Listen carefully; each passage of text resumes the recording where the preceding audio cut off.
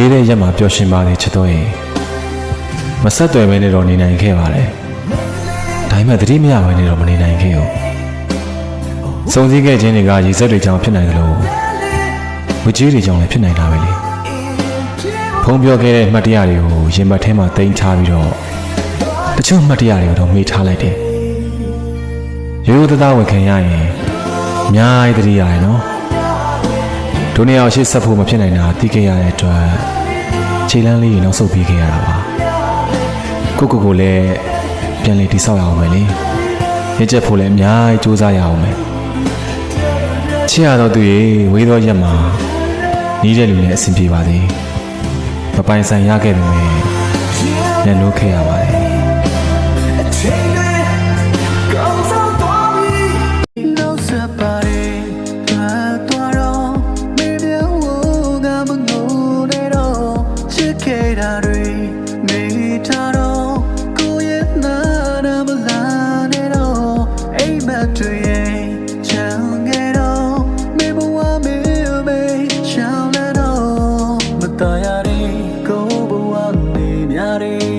မလန်ခဲ့ပါနဲ့ချစ်